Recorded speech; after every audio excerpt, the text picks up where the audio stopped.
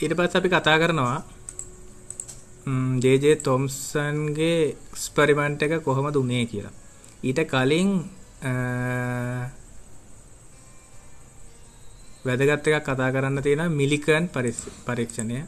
මේක කතා කරන්නේ ඊ බෙදීමේ M අනුපාතය උක්ත කරලා ගන්න එක. මිලිකන් පරීක්ෂණයෙන් තමයි අපි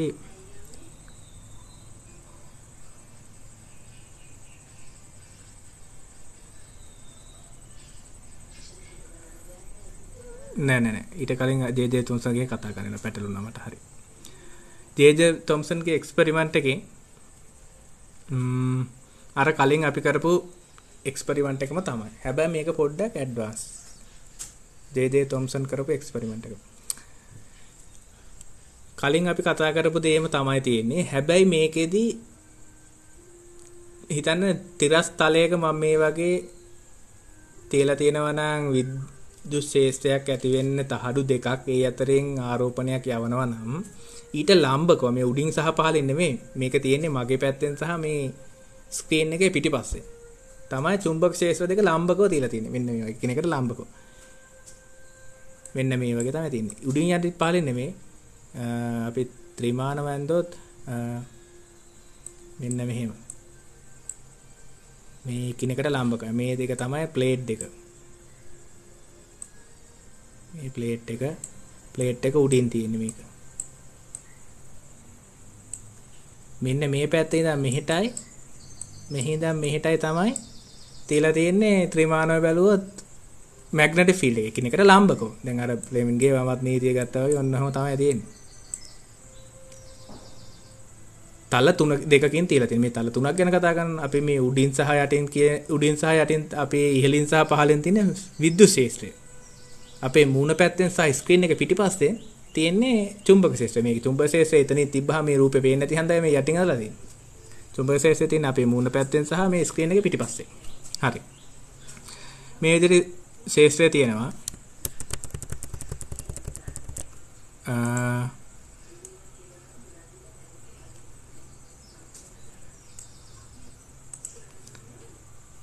මේ පරීක්ෂණයේදී පොඩි වෙනසක් විතරයි කරන්නේ. ඒ හේතුව ඒක තමයි බලමු. අනිත් තියරි එකම තමයි තියෙන්නේ. ඒක ගැන ගොඩක් කතා කරන්න නැහැ.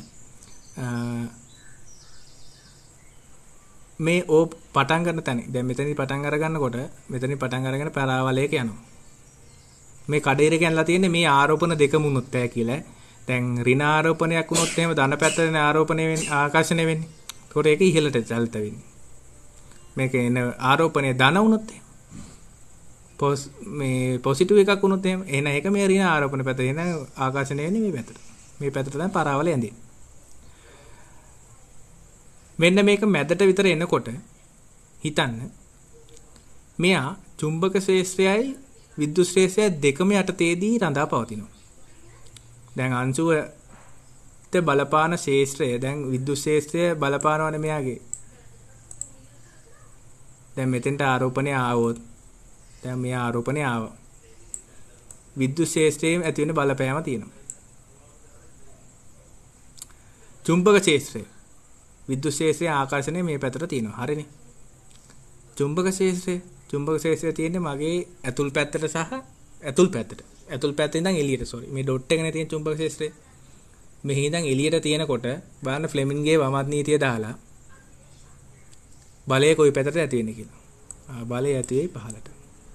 බලන්න දාලා ෆ්ලෙමින්ගේ වමත් නීතිය චලනය වෙන්නේ මෙහි ෆ්ලෙමින්ගේ වම නීතියට අනුව ධන ආරෝපණයක් ගත්තොත් එහෙම ධන ආරෝපණයේ චලනය මේ පැත්තට මේ බලය අමතක කරන්න ඉහළට තියෙන බලය. ඒ මොකද විද්‍යුත් ශේෂ්ත්‍රයේ ඇතිවෙච්ච බලයනේ. ඒක නෑ ෆ්ලෙමින්ගේ වමත් නීතිය අනුව ප්‍රවේගය මේ පැත්තට චුම්බක ශේෂ්ත්‍රය මගේ අපේ පැත්තට එහෙනම් බලය තියෙන්නේ පහළට. එතකොට විද්‍යුත් ශේෂ්ත්‍රයේ බලයයි චුම්බක ශේෂ්ත්‍රයේ බලයයි ඉහළට සහ පහළට විදිහට දෙකට පවතිනවා. එතකොට මේ අංශුව ඉහළටවත් පහළටවත් යන්නේ නැතුව රේඛීය මාර්ගයේ ගමන් කරන්න පටන් ගන්නවා. ටික දුරක් යනකොට තමයි මේක වෙන්නේ. පටන් ගත ගමනකට ටොක් ගාලා එකපාරට වෙන්නේ නැහැ. මේ පරාවලයක හැරිලා ඉහළ පහළ ගිහිල්ලා හරි කොහොම හරි රේඛීය මාර්ගයේ ගමන් කරන්න පටන් ගන්නවා. බැලන්ස් වෙලා යනවා. ඉහළට යන්නේ ඉස්සරහට යන්නේ නැති එක නවතින්නේ නැහැ. ඉස්සරහට යනවා. මොකද ඒකට බාධාවක් නැහැනේ. විද්‍යුත් ක්ෂේත්‍රය නිසා ඉහළට යන්න හදනවා. චුම්බක ක්ෂේත්‍රය නිසා පහළට යන්න හදනවා.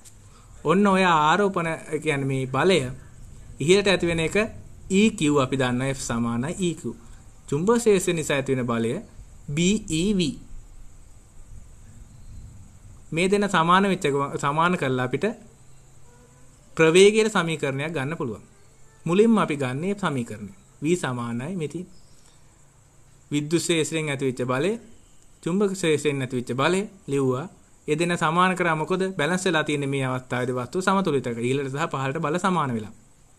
එතන ඒ දෙන සමාන කළ වෙලේ අපිට මේක නම් හරින බල සමාන කරන එක නෙමෙයි කරන්නේ. ඉහළට සහ හරි පහළට හරි F සමාන ma දානවා. ඉවරයිනේ. F සමාන ma දාලා වෙලා F ඊරින Fm සමානයි m වැඩි කිරීම බිඳුව. මොකද තරණයක් නැහැනේ. සමතුලිත වෙලා දෙනවනේ. ඊට පස්සේ තමයි F සමාන Fm දාන්නේ. එහෙම දාන්න ඕනේ නැහැ. සමහර අය ඉන්නවා එහෙම දාන්න කැමති නැති අය. ඉතින් ඒකට F සමාන ma දාන ඉහළට හරි පහළට හරි.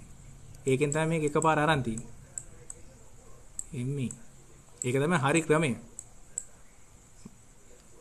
ඒක දාලා ඉවරලා මේක ගන්න. ඊට පස්සේ මේ V හොයා ගන්න පුළුවන්. V ට E සහ B ගෙන් සමීකරණයක් ගන්නවා. ඊට පස්සේ අපි දන්නවා Fm කියන්නේ VQE. ඊට පස්සේ කලින් එක වගේමයි මේක නම් ඕන වෙන්නේ නැහැ. මේක පාට එකේදී මේක වැඩි. අපෙන් අහන්නේ දේ ඊළඟට අර ඉතින් ඩීවියේෂන් එක ඉක්වේෂන් එක ගන්න කියලා කියන්නේ. ඉතින් ඩීවියේෂන් එක ඉක්වේෂන් එක අපි ලියලා නැතිනේ කලින්. ඉතින් ඒක මම හිතනවා ආපහු කියලා දෙන්න අවශ්‍ය වෙන්නේ නැහැ. සමාන ut ධන භාගය t වර්ගය දාලා ඩීවියේෂන් එක හොයාගන්න. y හෙව්වා මුලින්ම ඊට පස්සේ කෙලිම y ආදේශ කරලා ඩීවියේෂන් එක ගන්න. ඩීවියේෂන් එකේදී මෙන්න මේ හොයාගත්ත v හොයාගෙන නැතිනම් දැන් අපි v ව විද්‍යුත් ක්ෂේත්‍රය චුම්බක ක්ෂේත්‍රය ආශ්‍රයෙන් හොයාගෙන තියෙනවා. ඒතකොට v අගේ දුන්නේ නැතුණාට අපිට ප්‍රශ්නයක් නැහැ මේකෙදී දත්ත ආදේශ කරගන්න. v දීලා තිබ්බේ නැත්නම් අපිට v සමානයි e බෙදීම b දාලා මේක සුළු කරන්න. මෙන්න මේක තමයි තොම්සන් නේද? මේ තොම්සන්ගේ එක්ස්පෙරිමන්ට් එකෙන් ගත්තේ. තොම්සන්ගේ එක්ස්පෙරිමන්ට් එකෙන් තව වැදගත් දෙයක් ගන්නවා. අපි උක්ත කරගන්නවා E බෙදීම m අගය. මෙන්න මේ අගය. E සහ මෙතන සිම්පල් E තියෙනවා. මෙතන කැපිටල් සිම්පල් m තියෙනවා. මේ කට්ටිය මේ පැත්තට වැඩි කරලා වෙලා d දාන්නවා අපි. d හොයාගෙන තියෙන්නේ. මේකෙන් උක්ත කරගන්නවා. E බෙදීම m අගය මේ දත්ත ටික පාවිච්චි කරලා අරගෙන අගය හොයාගෙන තියෙනවා. මෙන්න මේ වගේ 1.75යි 9 වරක් 10 11යි කූලෝම් කිලෝග්‍රෑමයට. E බෙදීම em රේෂියෝ එක කියන්නේ ඔක තමයි. ඔන්න ඕක එන්න පුළුවන්. ඉතින්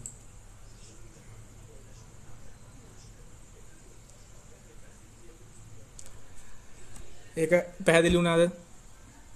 E බෙදීම m සරලවම කිව්වේ ගොඩක් කතා කියන්නේ නැතුව කොහොමද E බෙදීම m අනුපාතය ගත්තේ කියලා.